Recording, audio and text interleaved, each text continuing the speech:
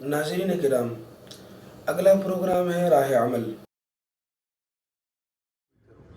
پھر میں خوش ہوں گا۔ اب وہ اور بڑا ہوتا ہے، اب سوچتا ہے کہ تھوڑے دن کی بات ہے، شادی ہو جائے پھر میں خوش ہوں۔ پھر تو وہ مزہ آئے گا جو شاہجہاں کو ممتاز محل کے ساتھ آیا کرتا تھا۔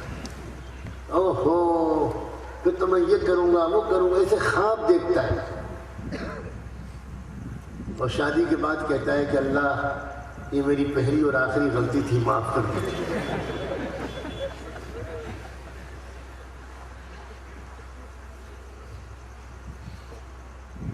اس کا بس چلے تو بقیہ نوجوانوں کو وصیت کر جائے کہ یہ غلطی مت کر لیں۔ کیا خوبصورت پنجرے میں پھنسا ہوں میں، ایک آدھ مہینے کے مزے کے بعد جو مصیبت آئی ہے۔ عربی میں کہاوت ہے کہ بعد شہر العسل تأتی سنوات البصل، ہنی مون کے ایک مہینے کے بعد پیاز اور لہسن کے سال شروع ہوتے ہیں۔ آج منی بیمار ہے، آج منا بیمار ہے، آج گڈو بیمار ہے، آج گڑیا بیمار ہے، آج گڈے کی امی بیمار ہے، آج نند کا جھگڑا ہے، آج بھاوت کا جھگڑا ہے، آج ساس ناراض ہے، آج بیوی میں کے چلی گئی۔ کیا مصیبت ہو گئی، کہاں پھنس گئے۔ زندگی چیلنجز سے بھرپور ہے، زندگی صرف مزوں کا نام نہیں ہے۔ یہ تو اللہ تعالیٰ نے بڑی حکمت کے تحت ایک چارم رکھ دیا ہے، ایک اٹریکشن رکھ دیا ہے۔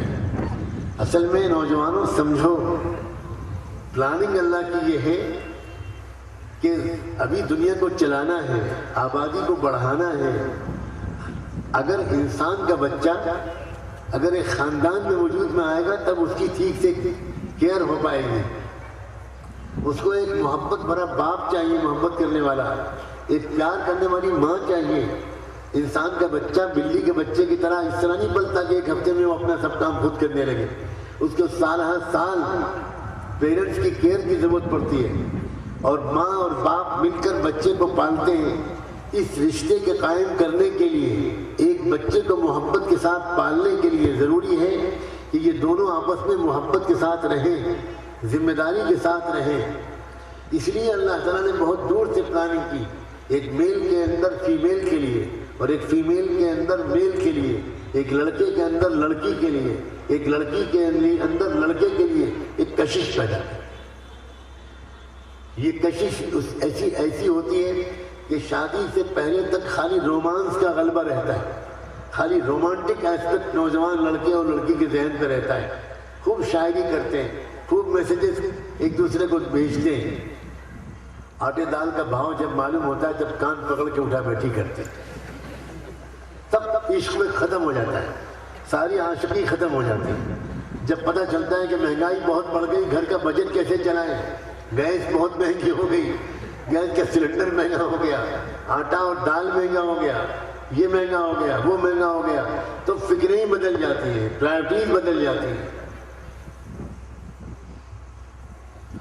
میں تو کہا کرتا ہوں کہ اگر یہ رومانس نہ ہوتا، یہ رومانٹک ایسپیکٹ نہ ہوتا، یہ ایک کشش نہ ہوتی ایک دوسرے کی طرف، تو سچی بات یہ ہے کہ کوئی نوجوان لڑکا لڑکی وہ شادی کرنے پر آمادہ ہی نہ ہوتا۔ اگر پکڑ کے کسی کا نکاح پڑھایا جاتا تو چپل جوتے چھوڑ کے بھاگتا نوجوان، اور جموں کے چوراہے میں لوگ دوڑا کے پکڑتے کہ کہاں بھاگے جا رہے ہو، کہاں بھاگے جا رہے ہو۔ وہ کہتا کہ مجھے بچائیے، یہ میرا نکاح کرنے جا رہے ہیں، میں کہاں اس مصیبت میں پھنسوں گا۔ آج تو حال الٹا ہے، بچہ 13-14 سال کا ہوا تو آئینے میں جھانک کے دیکھتا ہے کہ کچھ مونچھیں نکلنے لگی، اب لگتا ہے شادی جلدی ہوگی۔ یہ سب پلاننگ اللہ کی۔ زندگی اس رومانس کا نام نہیں ہے، زندگی کو کچھ اور چیلنجز کا نام ہے۔ ایک فیملی کو چلانا، ایک کامیاب باپ بننا، ایک وفادار شوہر بننا، ایک کامیاب چچا اور پھپھا اور خالو اور ماموں بننا، ایک فیملی کا ہیڈ بننا، ایک اچھا مربی اور سرپرست بننا، بہت چیلنجز ہیں، بہت سے مسائل ہیں۔ ان سارے مسائل سے نمٹنے کے لیے انسان کو دو چیزوں کی ضرورت ہے، ایک علم الہی اور ایک ذکر الہی۔ جس انسان نے ضروری طور پر اللہ تعالیٰ کا اتارا ہوا علم سیکھ لیا، اور جس انسان نے اپنے دل میں اللہ کی یاد بسا لی، اچھی نماز پڑھنے لگا، قرآن کی تلاوت روز کرنے لگا، اچھے اچھے کلمات زبان سے نکالنے لگا، وہی انسان آگے چل کر اچھا شوہر بنتا ہے، اچھا باپ بنتا ہے، اچھا مربی بنتا ہے، اچھا تاجر بنتا ہے، اچھا پڑوسی بنتا ہے۔ اور جس انسان نے اپنے دل کو اور دماغ کو اگنور کیا اور صرف پیٹ اور سیکس کے اندر گھومتا رہا، اسی کے پیچھے دیوانہ، اسی کے تذکرے، اسی کی باتیں، اسی کے خیالات، اسی کے خواب، اسی کے ارمان، اسی کے لیے دوڑ دھوپ، اسی کے لیے سفر، یہ انسان کبھی دنیا میں مطمئن زندگی نہیں گزار سکتا، کبھی خوشیوں بھری زندگی نہیں گزار سکتا۔ یقین مانو خوشیوں کا تعلق جیب سے اور پیٹ سے نہیں ہے، خوشیوں کا تعلق دل سے ہے۔ آپ اپنی زبان میں آپس میں جب خوشی کا اظہار کرتے ہیں تو کیا کہتے ہیں؟ آپ یہ کہتے ہیں کہ میرا دل آج بہت خوش ہے۔ آپ کبھی نہیں کہتے کہ میرا پیٹ آج بہت خوش ہے۔ آپ کبھی نہیں کہتے کہ میرا دماغ آج بہت خوش ہے۔ آپ کسی سے محبت کا اظہار کرتے ہیں تو آپ یہ تو کہتے ہیں کہ میرے دل میں تمہاری بہت محبت ہے۔ کبھی نہیں کہتے کہ میری زبان تم سے بہت محبت کرتی ہے۔ ایک بار ذرا کہہ کے دیکھیے اپنی بیوی سے کہ میری زبان تم سے بہت محبت کرتی ہے، کھانا بند ہو جائے گا۔ وہ یہی کہے گی کہ آج تم پہلی بار سچ بول رہے ہو۔ میں تو ہمیشہ سے کہتی تھی کہ تم مجھ سے دل سے پیار نہیں کرتے، تم صرف زبانی جمع خرچ کرتے ہو۔ آج واقعی سچ تمہاری زبان سے نکلا ہے کہ تم کہہ رہے ہو کہ میری زبان تم سے بہت پیار کرتی ہے۔ یاد کا تعلق دل سے ہوتا ہے، محبت کا تعلق دل سے ہوتا ہے، خوشی کا تعلق دل سے ہوتا ہے۔ اور دل جو خوش ہوتا ہے، اللہ نے بنایا ہے یہ دل، اللہ سے بہتر کوئی نہیں جانتا کہ یہ دل کس چیز سے خوش ہوگا۔ اللہ چاہتے ہیں کہ ساری دنیا کے انسان خوش رہیں، اسی لیے انسانوں کے دلوں کی خوشی کا راز اللہ نے انسانوں پر فاش کیا اور بڑی اہمیت کے ساتھ انسانوں کو مخاطب کر کے ارشاد فرمایا، الا بذکر اللہ تطمئن القلوب۔ دل کے کانوں سے سنو کہ صرف اللہ کے ذکر سے دلوں کو اطمینان پیدا ہو۔ آج کے زمانے میں تو اللہ کا ذکر کا رواج ہی ختم ہوتا چلا جاتا ہے۔ ہاں ایک کیسے دکھ کا اظہار کیا جائے، سینکڑوں اور ہزاروں گھروں میں ایک گھر ایسا نہیں ملتا جہاں گھر کے رہنے والے مرد اور عورتیں کچھ اللہ کا ذکر کرتے ہیں، کچھ اللہ کو یاد کرتے ہیں۔ تھوڑی دیر قرآن مجید کا پڑھنا، تھوڑی دیر درود شریف کا پڑھنا، استغفار کی تسبیح کا پڑھنا، اللہ سے معافی مانگنا، لا الہ الا اللہ کا ذکر کرنا، یا جو ذکر قرآن و حدیث میں بتائے گئے ہیں، جو علماء ربانی تجویز کریں کتاب و سنت کی روشنی میں، ہم ان ذکر کو نہیں کر کے کس کا نقصان کرتے، اپنے دل کو ویران کرتے، اپنی زندگیوں کو خوشیوں سے محروم کرتے۔ میں اکثر ایک لطیفہ سنا کر اس بات کو سمجھایا کرتا ہوں، ایک لطیفے کے ذریعے، کہ خوشی کا تعلق کس چیز سے۔ ایک بادشاہ سلامت بیمار ہوئے۔ بادشاہ سلامت اس وقت چونکہ بیمار ہیں اس لیے خوش نہیں ہے، تو چلو کسی اور کا کرتا مانگتے ہیں جو خوش ہوگا۔ کون ہوگا خوش؟ بادشاہ کے بعد سب سے بڑا ملک میں وزیر اعظم ہے، چلتے ہیں وزیر اعظم کے پاس اور ان سے کرتا مانگتے ہیں۔ ٹیم آئی وزیر اعظم کے پاس، سرکار ایک کرتا دے دیجیے۔ کیوں بھائی، کیوں چاہیے کرتا میرا؟ اصل میں بادشاہ سلامت کے علاج کے لیے آپ نے جن حکیم صاحب کو بلایا تھا، ان حکیم صاحب نے نسخہ لکھا ہے کہ کسی ایسے آدمی کا کرتا ان کو پہنا دیا جائے جو ہمیشہ خوش رہتا ہو۔ آپ سے بڑھ کر خوش آدمی تو کوئی ہوگا نہیں، اس لیے آپ اپنا کرتا دے دیں۔ وزیر اعظم تھوڑی دیر خاموش رہے، پھر بولے دیکھو بھائی، کرتے پجامے میرے سب حاضر ہیں، جتنے چاہو لے جاؤ، لیکن بادشاہ سلامت کو دھوکہ نہیں دوں گا میں۔ اگر یہ شرط ہے کہ خوش آدمی کا کرتا، تو بھائی میں تو آئی ایم سوری، میں خوش تو رہتا ہے، کسی اور کا کرتا مانگو۔ لوگوں نے سوچا کہ چلو ان کے اوپر بہت تناؤ ہے، چلو چلتے ہیں ڈیفنس منسٹر کے پاس، جو نیکسٹ پرائم منسٹر سب سے بڑے ہوتے ہیں، ساری فوجیں انہی کے انڈر میں ہوتی ہیں، ان کے پاس چلتے ہیں، ان سے کرتا مانگتے ہیں، وہ بہت خوش ہوں گے۔ ان سے جا کر کہا تو اور ہاتھ جوڑنے لگے کہ ذرا میری بیوی سے پوچھو میں 20 سال میں کبھی خوش ہوا ہوں؟ کرتے پاجامے بنیان سب لے جاؤ، لیکن خوشی کا مسئلہ اگر شرط ہے کہ خوش آدمی کا کرتا تو بھائی میں خوش نہیں رہتا۔ سب وزیروں کے پاس گئے، سب امیروں کے پاس گئے، سب نے اسی طرح کا جواب دیا، سب نے ہاتھ جوڑ لیے، بڑے پریشان ہوئے کہ بھئی یہ کیا مسئلہ ہے، کرتا نہیں مل رہا۔ سوچا کہ چھوڑو امیروں کو اور وزیروں کو، اب چلے غریبوں کے پاس، دیہاتوں میں چلتے ہیں۔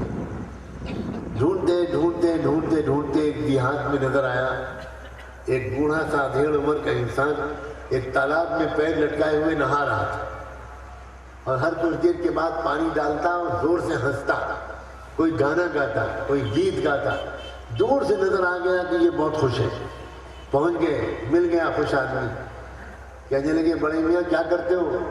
تو بڑے میاں نے جواب دیا کہ کھیت میں مزدوری کرتا ہوں۔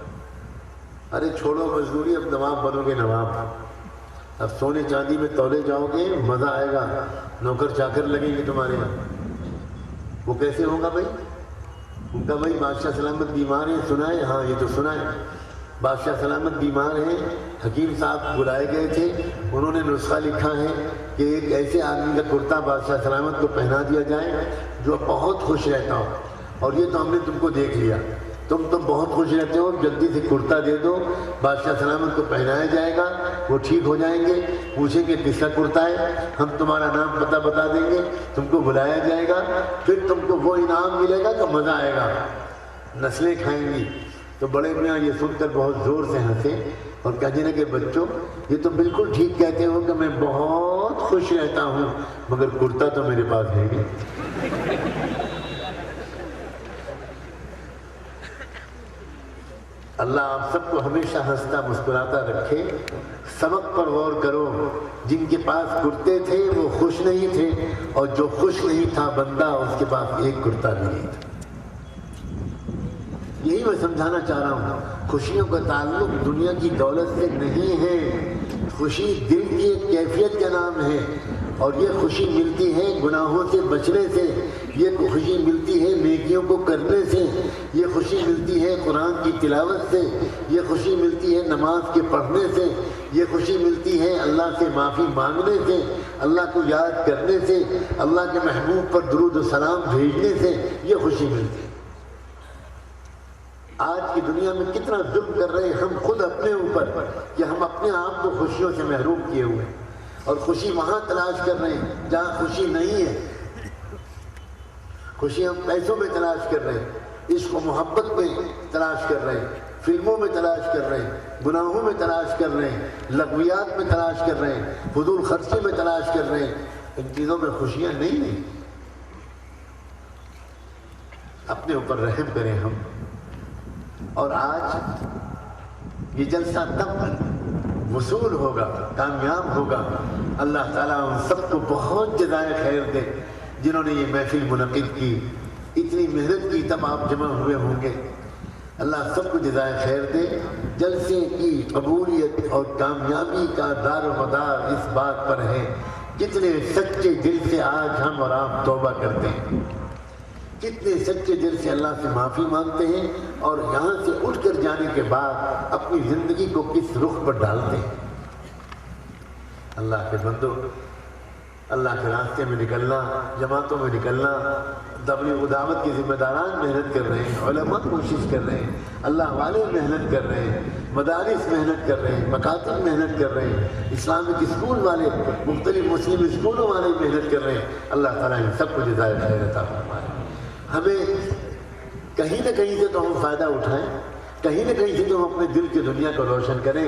یا آج یہی گزارش پر آپ سے کرتا ہے اور اپنے نفس سے بھی کہتا ہے، اے انسانوں، سب ٹھاٹ پڑا رہ جائے گا جب لاج چلے گا بنجارا۔ موت کو یاد کرو، موت کو یاد کرو، آخرت کو یاد کرو، قبر کی تاریکی کو یاد کرو، کیا ہوگا میرے ساتھ وہاں۔ اللہ اکبر، موت کے وقت کیا حال ہوتا ہے، موت کے بعد کیا حالات سامنے آتے ہیں۔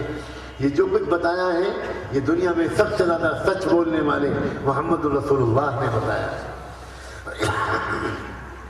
100% سچ پر مشتمل کتاب قرآن مجید میں موت کے بعد کے حالات کے بارے میں بڑی تفصیل سے حالات بیان ہوئے۔ موت مجھ کو بھی آنی ہے، موت تم کو بھی آنی ہے۔ موت ہر ایک کو آنی ہے۔ کیا تیاری کی ہے ہم نے موت کے لیے؟ کیا تیاری کی ہے؟ کیسے کیا ہماری زندگی کا حساب؟ آپ سوچو اب تک کی زندگی کو یاد کر کے، اگر اللہ نے ہماری زندگی کا حساب لے لیا، ہمیں جہنم سے کوئی بچا پائے؟ ہم اللہ کے عذاب اور پکڑ سے بچ پائیں گے؟ آخرت کو اتنا بھول جانا، آخرت کو یاد نہ رکھنا، مرنے کے بعد کی فکر نہ کرنا لوگوں، یہ اچھی بات نہیں، اچھی بات نہیں ہے۔ آج کی رات سارے لوگ توبہ کریں گے بھائی انشاءاللہ۔ آج سارا مجمع توبہ کرنے کی نیت کرے، سچے دل سے توبہ کرنے کی نیت کرے، اپنی زندگی بھر کے گناہوں کو یاد کر کے رو رو کر تڑپ تڑپ کر اللہ سے معافی مانگنے کی نیت کرے۔ ایک واقعہ سن لو توبہ کا، تاکہ ہمارے دلوں کے اندر کچھ جذبات مچل جائیں۔ توبہ انسان کو کیا دے دیتی ہے، توبہ سے کیا مل جاتا ہے۔ بغداد میں ایک شخص تھا، بہت مالدار، اچانک بیمار پڑا اور انتقال کر گیا۔ ایک عورت، اس کی بیوہ اور اس کا جوان بیٹا۔ اب جوان بیٹے کو مفت کا مال مل گیا، لاکھوں کروڑوں روپے کا مال۔ جب مفت کا مال مل جاتا ہے بغیر محنت کے، تو اکثر نوجوان اس کو عیاشیوں میں استعمال کرنے لگتے ہیں۔ اس نوجوان نے بھی اس مال کو برباد کرنا شروع کیا، عیاشیوں میں، شراب میں، شباب میں، کباب میں استعمال کرنا شروع کیا۔ ماں بیچاری بہت سمجھاتی رہی، لیکن لڑکے کی سمجھ میں کچھ نہیں آتا تھا۔ جوانی کا نشہ تھا، دولت کا نشہ تھا، شراب و شباب کا نشہ تھا کہ بالکل پاگل ہوا جا رہا تھا لڑکا۔ چنانچہ اس قدر شراب پی اس نے اور اتنی بدکاریاں کی کہ بیمار پڑ گیا، اور ایسی بیماریوں میں مبتلا ہو گیا کہ حکیم نے، ڈاکٹر نے کہہ دیا کہ تو بچ نہیں سکتا۔ ماں بہت سمجھاتی تھی کہ بیٹا اب بھی توبہ کر لے، اب تو حکیم نے بھی کہہ دیا ہے کہ تیرا علاج ممکن نہیں ہے، توبہ کر لے۔ حضرت حسن بصری رحمۃ اللہ علیہ حیات تھے، ماں ان کی مرید تھی، ان کی مجلس میں جایا کرتی تھی، ان کے بیان میں جاتی تھی۔ بیٹے سے بہت کہا کہ بیٹا ایک بار تو بھی چل، ان کے ہاتھ پر توبہ کر لے، بیٹھ کر اللہ کے دین، اللہ والوں کے پاس بیٹھ، شاید تیرے دل کی دنیا بدل جائے۔ مگر لڑکے کی سمجھ میں کچھ نہیں آتا تھا، یہاں تک کہ بالکل بستر سے لگ گیا، اور اس کو بھی یقین ہو گیا کہ اب میں بچوں گا نہیں، اب میں 2 ہی 3 دن کا مہمان ہوں۔ تب اس نے ایک دن اپنی ماں سے کہا، ماں اب تک تم مجھ سے کہتی تھی کہ حضرت حسن کے پاس چل، میں کمینہ نالائق نہیں جایا کرتا تھا، لیکن اب میں سمجھ گیا ہوں کہ اب میں 2 ہی 3 دن کا مہمان ہوں، اب میرا اور کیا ہے میرے سامنے، میں توبہ کرنا چاہتا ہوں مگر میں توبہ کرنا نہیں جانتا، مجھے ڈر لگتا ہے کہ اللہ میری توبہ قبول کریں گے کہ نہیں کریں گے۔ اب تو میں اس لائق بھی نہیں ہوں کہ میں حضرت حسن بصری کے پاس جا سکوں۔ اب تو حضرت حسن بصری کے پاس آپ جا کر ان سے یہ درخواست کر دیجئے کہ شاید وہ آ جائیں اور آ کر مجھے توبہ کرا دیں، تو شاید میری توبہ قبول ہو جائے، آپ بلا لائیے ان کو۔ ماں خوش ہو گئی بیچاری، بھاگی پردے کا اہتمام کر کے حضرت کے پاس حاضر ہوئی، ان سے جا کر کہا کہ حضرت میرا بیٹا، میں زندگی بھر اس کو سمجھاتی رہی، نہیں مانا، اب تو وہ بالکل موت کے قریب پہنچ گیا، آپ سے کتنی مرتبہ میں نے دعا کے لیے کہا، اب اس نے کہرایا ہے حضرت وہ آنے کے حال میں نہیں ہے، سانس تک اکھڑ چکی ہے، آپ چلیے آپ توبہ کرا دیجئے۔ حضرت حسن بصری نے معذرت کی کہ میں تو اس وقت نہیں جا سکتا، مجھے ہزاروں لوگوں کو حدیث کے سبق پڑھانا ہے، میں تو اس وقت نہیں جا سکتا۔ واپس آ گئی ماں، بیٹا بیچارہ بالکل موت کے قریب پہنچ چکا تھا، دروازے تک ٹکٹکی باندھ کے دیکھ رہا تھا۔ ماں داخل ہوئی، بچے نے پکارا، اماں کیا ہوا؟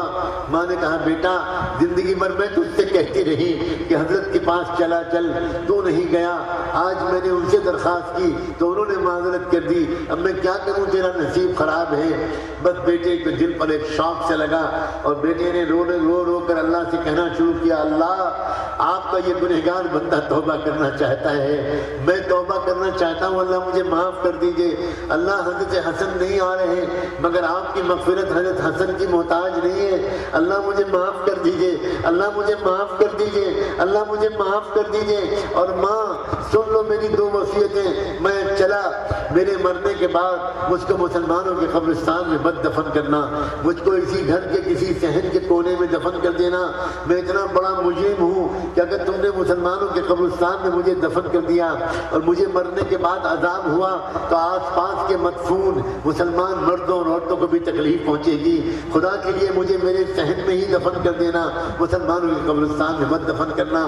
اور دوسری درخواست ماں یہ ہے، پلیز مان لینا میرے مرنے کے بعد مجھے فوراً دفن مت کروانا، میرے گلے میں پھندا ڈالنا چادر سے اور بصرے اور بغداد کی سڑکوں پر اور گلیوں میں میری لاش کو مرے ہوئے کتے کی طرح گھسیٹنا، تاکہ میرے دوست نوجوان یار جو میرے ساتھ گناہ کیا کرتے تھے وہ دیکھ کر سبق لیں کہ گناہوں کی حالت میں مرنے کے بعد یہ انجام ہوتا ہے، شاید اس کے بعد ان کی سمجھ میں کچھ آ جائے۔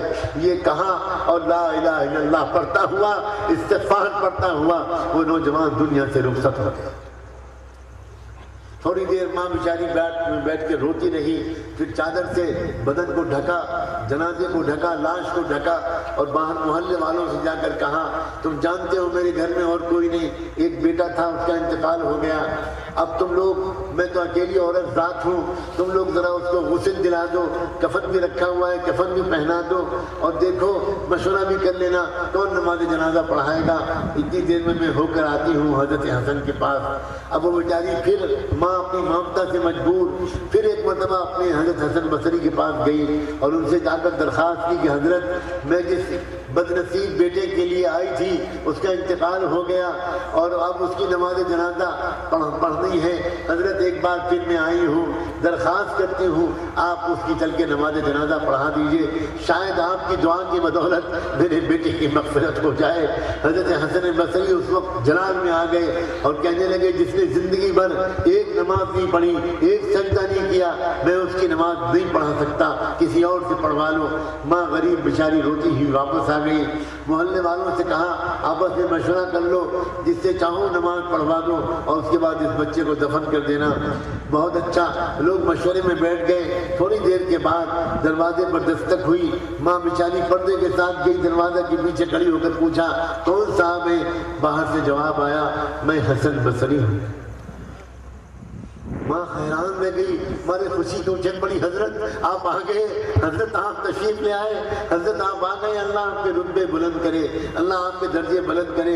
حضرت حسن بصری نے کہا ہاں اصل میں ہوا یہ کہ میں نے تم کو منع کر دیا، اس کے بعد ذرا آرام کے لیے لیٹا، میرا آرام کا وقت تھا، میری آنکھ لگی، میں دیکھتا ہوں کہ جیسے اللہ تعالیٰ مجھ سے کچھ فرما رہے ہیں اور اللہ تعالیٰ مجھ سے فرما رہے ہیں، اور یہ فرما رہے ہیں حسن تم میرے کیسے ولی ہو کہ میرے ایک ولی، میرے ایک دوست کی نماز جنازہ پڑھانے سے تم نے انکار کر دیا، جلدی جاؤ اور جا کر اس کی نماز جنازہ پڑھاؤ ورنہ تم کو جو کچھ ملا ہے وہ سب چھن جائے گا۔ اے گنہگار نوجوانوں، میں اپنے گنہگار نفس سے بھی کہتا ہوں، اس مجمع سے بھی کہتا ہوں، زندگی بھر کا ایک خطا کار مجرم جس نے ایک نماز بھی نہیں پڑھی، اتنے گناہ کیے، آخری وقت میں جب اس نے سچے دل سے توبہ کی تو صرف یہ نہیں ہوا کہ اللہ نے اس کو معاف کر دیا بلکہ اللہ نے اس کو اپنا دوست بنا لیا۔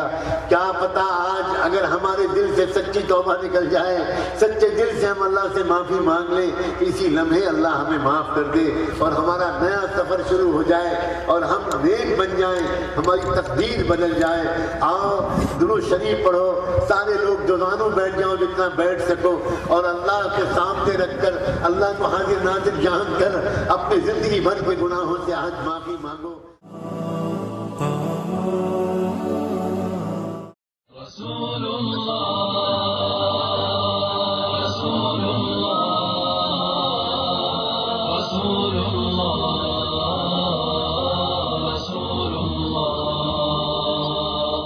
رسول اللہ ربنا وبالإسلام أحيانا وعلمنا بأن نبقى لدين الله أعوانا، تجمعنا بنور هداه إخوانا وخلانا وأترعنا متى ضمئات بنا الأرواح إيمانا. رسول الله ربنا وبالإسلام أحيانا وعلمنا بأن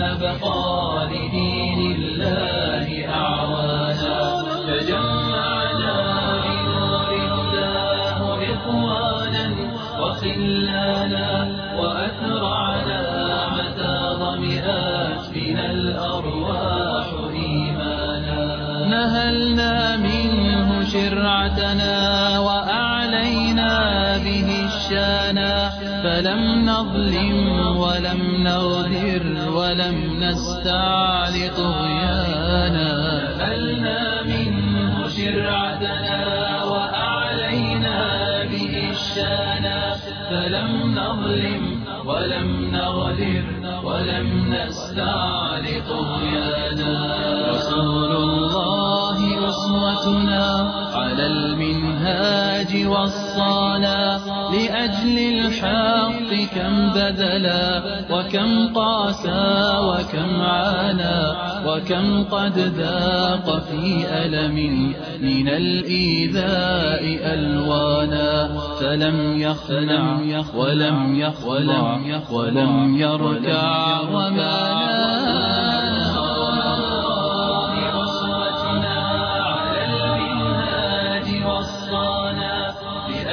الحق كم بذلا وكم قاسى وكم عانى، وكم قد ذاق في ألم من الإيذاء ألوانا. فلم يخنع ولم يخضع ولم يركع وما لانا. رشيد الرائي إن عصفت رياح الظلم طوفانا، حكيم حير الدنيا بسحر القول تبيانا. رحيم إن مضى وقضى وكان العدل ميزانا. رحيم إن مضى وقضى وكان العدل ميزانا.